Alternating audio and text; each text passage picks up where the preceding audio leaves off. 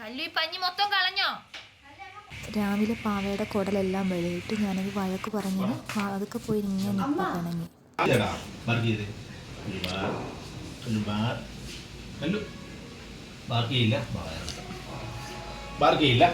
ഒന്ന് ബാർക്ക് ചെയ്തേ സുന്ദരി പിണങ്ങിക്കോ പിണങ്ങിയോ പിണങ്ങിയോ കുഞ്ഞിനി കുഞ്ഞിപ്പാറു